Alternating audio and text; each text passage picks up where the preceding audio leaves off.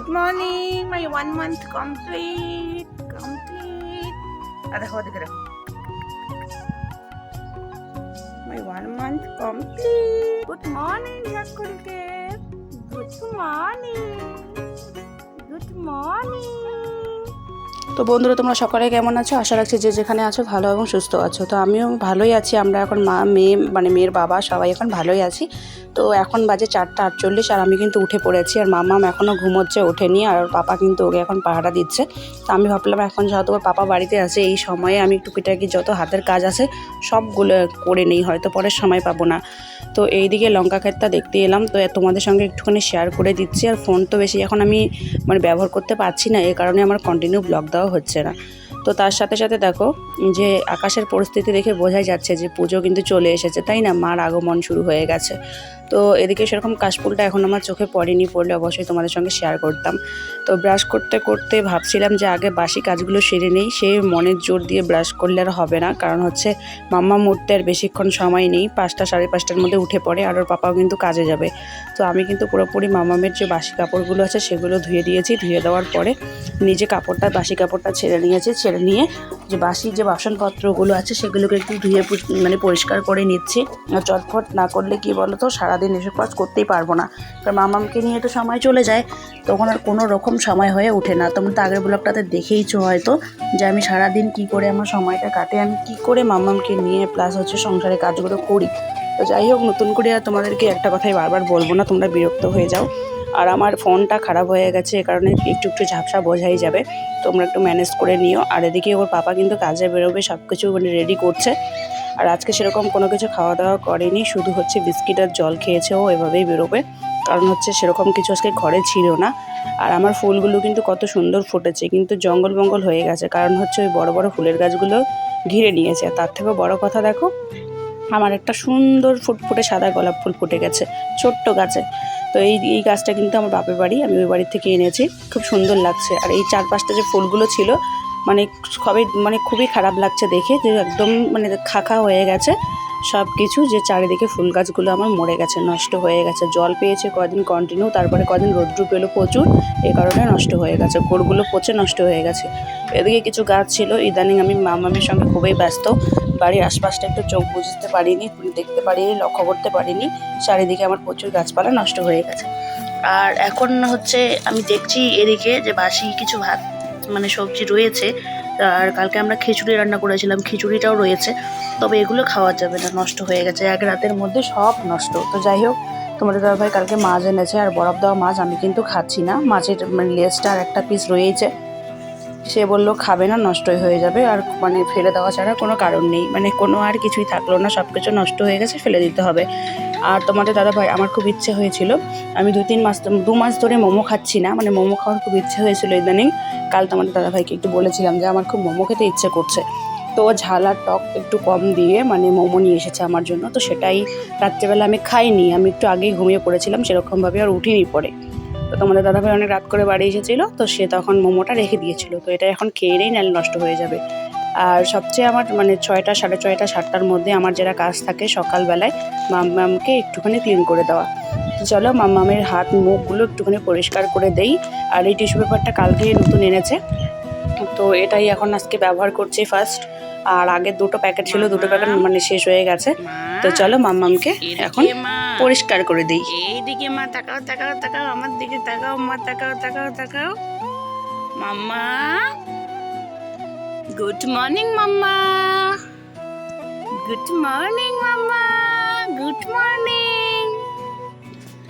আর আমার মাম্মাম যদিও শুয়ে একদমই থাকে না, কোলের মধ্যে থাকে, তবে ও কিন্তু মানে একটু একটু করে খেলাধুলা করতে আস্তে আস্তে শিখে গেছে, এদিক সেদিকে তাকায়, ডাকলে শোনে। তো আমি কিন্তু মানে সকালবেলা যেহেতু তো জানলাটা সেরকমভাবে মেলানো হয়নি, আর কারণ প্রচণ্ড হাওয়া হচ্ছিল সকাল সকাল, তো এর জন্য। আর লাইটটা জ্বালিয়েছি, একটু উপরে ধোঁয়াশা ধোঁয়াশা হয়তো লাগছে। তো মামামকে একটুখানি পরিষ্কার করে দিই, হাত মুখ সব কিছু টিস্যু পেপার দিয়ে মুছে দিই। আর যদি রোদ্রু হয় তাহলে চান করিয়ে দেবো।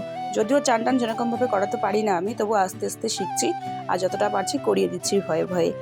আর ভগবান, তোমাদেরকে একটা কথা আমি আজকে শেয়ার করি, সত্যি কথা, যেটা মানে আমার তো শাশুড়ি মা, যখন আমার বরের 6 বছর বয়স তখনই আমার শাশুড়ি মা মারা যান, যেটা আমি শুনেছি আমার শ্বশুরমশাইয়ের মুখে, আমার বরের মুখে। তো যাই হোক, আমার বর সবসময় বলতো, জানো তো, যে আমার একটা মেয়ে হোক, আমার একটা মেয়ে হোক। মানে আমাদের যত রিলেশন করে বিয়ে হয়েছে, তো আগের থেকেই বলতো যে ভগবান যেন আমাদের ঘরে একটা মেয়ে দেয়। আর মানে কারণ হচ্ছে একটা যদি ভগবান আমার কোলে মেয়ে দেয়, তাইলে আমি সব সময় তাকে মা বলে ডাকতে পারবো। কারণ আমার 6 বছর বয়সে যখন মাকে হারিয়েছি, আজ পর্যন্ত সেরকমভাবে সবসময় মা বলে কাউকে ডাকতে পারিনি। আর আমার মা মানে হচ্ছে আমার বড় শাশুড়ি মা। তো সেখানে তো সবসময় ডাকা হয় না, তাই না? আসা যাওয়া হলে মানে তবেই তো ডাকা হয়। আর ফোনে তো সেরকমভাবে প্রত্যেক দিন আমাদের এখন আর ফোনও হয় না। তো যাতে সব সময় অল টাইম ডাকতে পারে, এই কারণে। আর আমাদের মেয়ে মানে সত্যি কথা বলতে অন্যদের ঘরে কীরকম জানি না, যে মেয়ে হলে অনেকেরই মুখটা কালো হয়ে যায়, অনেকেরই চোখে জল আসে যে মেয়ে হয়েছে। তবে আমরা কিন্তু মনে মনে মেয়ে চাইতাম, আমিও চেয়েছিলাম, আমার বড় চেয়েছিল। তবে ছেলে সন্তান যে আমরা ভালোবাসি না এটা কিন্তু নয়। তাই আমরা দুজনে হয়তো খুব লাকি, খুব ভাগ্য, যে আমাদের ভাগ্য ভালো যে আমরা আমাদের প্রথম সন্তান আমরা মেয়ে পেয়েছি, যাকে আমরা সবসময় মা বলে ডাকতে পারবো। তো যাই হোক, তোমরা ভালোবাসা দিও, আশীর্বাদ করো আমার মেয়েকে, যাতে আমার মেয়ে ভালো এবং সুস্থ থাকে। তো তারপরে হচ্ছে ভাবলাম যে না, রান্নাটা একটু পরে করি। আর যেহেতু আজকে আমার মেয়ের 1 মাস পূর্ণ হলো, তো যেগুলো মানে প্রত্যেক দিন ব্যবহার করা হয়েছে বিছানা পাটির, সেগুলো একটু ধুয়ে দেই। তো সেগুলোই চটফট করে আবার একটু ধুয়ে দিলাম। মেয়ে একটুখানি ঘুমিয়েছে। আর আগের কাপড় চোপড় অনেক কিছু ধোয়া আছে, যেগুলো আমি এখনও পর্যন্ত বের করিনি। তোমাদের দাদাভাইয়ের কাপড় চোপড়, আমার কাপড় একটু একটু করে মাঝখানে একটা দুটো করে ধুয়ে দিয়েছিলাম, তোমাদের সঙ্গে শেয়ার করা হয়নি। তো ভিজে গেছিলাম, আবারও চান করেছিলাম। চানটা সেরকমভাবে এখনও করা হয়নি, শুধু জলখানি একটুখানি 2 বালতিতে গায়ের মধ্যে দিয়েই চলে এসেছি রান্না করতে, কারণ দিকে বেলা হচ্ছে, তোমাদের দাদাভাই এসে আবার খাবে। তো মাম্মামকে আজকে আর এখন দেখাতে পারছি না, মানে এই সময়টা, কারণ মাম্মামকে একটা ওর পিপি কোলে দিয়েছি, দিয়ে আমি চটফট করে কাজগুলো করে নিচ্ছি। তো ঘর পরিষ্কার করতে লাগতো, তবে আজকে করবো না, কালকে অবশ্যই করে নেবো এক সময়, কারণ কালকে করতেই হবে, কালকে শনিবার। আর আমার 2টো ট্যাঙ্কি মানে আনা ঘরে থাকা সত্ত্বেও আজকে আমার গ্যাস নেই, আমাকে চুলোয় রান্না করতে হচ্ছে। আর ভাত বসিয়েছিলাম, তার সাথে ভাত হয়ে গেছে, তারপরে আলু ভাজি হয়ে গেছে, একটা ঘন্ট মানে ঝোল করেছি সেটা হয়ে গেছে, আর ডিম অমলেট করেছি। তো সরি বন্ধুরা, আমি কিন্তু কালকের ভিডিওটা আমার কন্টিনিউ করতে পারিনি, তার কারণে আমাকে আজকে আবারও ভিডিওটা শুরু করতে হলো। আর আজকে 31 দিন আমার মেয়ের পুরোপুরি কমপ্লিট হয়ে গেল, মানে 1 মাস, 31 মাস যেহেতু ছিল এটা। তো যাই হোক, আজকে হচ্ছে বাড়িতে একটু কীর্তন দেবো 1 মাসের উপলক্ষে। আর আমরা কিন্তু বাড়িতে, হাসপাতাল থেকে বাড়িতে এসে 4 দিনের মাথায় হচ্ছে মেন নাড়িটা পড়েছিল, তার কারণেও কিন্তু বাড়িতে একটা কীর্তন দেওয়া হয়েছে।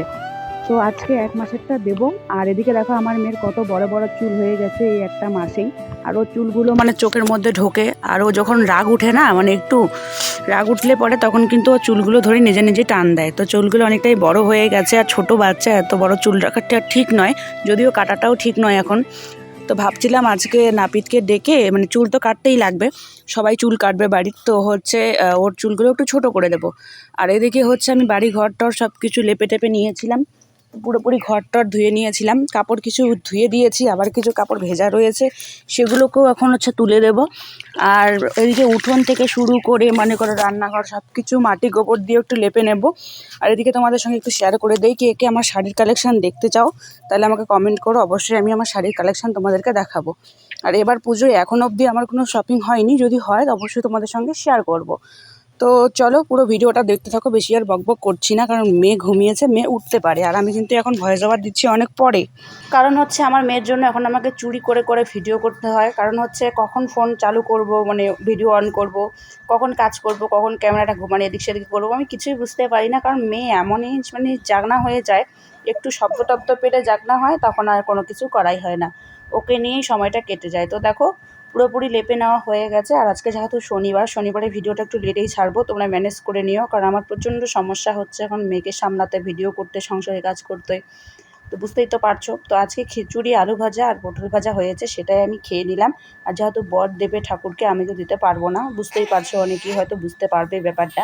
তো এই দেখো ফাইনাল লুক আমার মেয়ের, মানে আমি নাপিতকে বলেছিলাম যে দাদা একটু মানে ছোটো করে কেটে দাও, তো এরকমভাবে দিয়েছে। তো যাই হোক, একদিকে ভালোই হলো, ন্যাড়া করতে হলো না, তবে মেশিন দিয়ে দিয়েছে, ন্যাড়ার মতনই লাগছে। আর একদিক দিয়ে আবার সমস্যা, মানে মনে হচ্ছে যে ডাক্তারটা আমি সামনে শিশু ডাক্তার দেখাতে যাবো, যদি আবার কিছু বলে। তো যাই হোক, এই যে আমার মেয়ে, ওর খিদে পেয়ে গেছে, মানে যখনই আমার কোলে আসে তখনই ওর খিদে পায়, আদার্স ও এমনি কিন্তু ভালোই ঘোরে, আর ঘরের মধ্যে একদমই থাকতে চায় না। তো ফাইনালি চলে এলাম একদম সন্ধ্যাবেলা, মানে আর মাঝখানে কোনো ভিডিও করিনি। আর সন্ধ্যাবেলা এই দেখো আমাদের বাড়িতে কীর্তন হচ্ছে। তো বন্ধুরা, আশা থাকলেও ইচ্ছে থাকলেও অনেক সময় অনেক কিছু আমরা করে উঠতে পারি না, সেটা হয়তো আমাদের পক্ষে সম্ভব হয়ে ওঠে না, কারণ হচ্ছে একার পক্ষে অনেক কিছু সম্ভব নয়, আবার অনেক কিছু সম্ভব। তো আমি এইসব কিছু মানে বুঝতেই পারছো যে সব কিছু ভিডিওর মধ্যে বলাটা ঠিক নয়, সব কিছু ক্লিয়ার করতে পারছি না, আর আমার মনের মধ্যে কি হচ্ছে বা আমার কি সমস্যায় কি অবস্থায় আমি আছি, অবশ্যই সময় অনুযায়ী আমি সবটা শেয়ার করব তোমাদের। তো মানে এসব কথা বলাটাও এখন সময় হয়নি, সময় হলে আমি অবশ্যই তোমাদের সঙ্গে শেয়ার করব। অনেক যুদ্ধ করে চলছি আমি। তো যাই হোক বন্ধুরা, ভিডিওটা বেশি বড় করছি না, মেয়ে এখন ঘুমিয়ে পড়েছে আর অনেকটা রাত হয়ে গেছে, রাত 11:30 বাজে। তো তোমরা পাশে থেকো, এটাই চাইবো। দেখা হচ্ছে নেক্সট কোনো ভিডিওতে।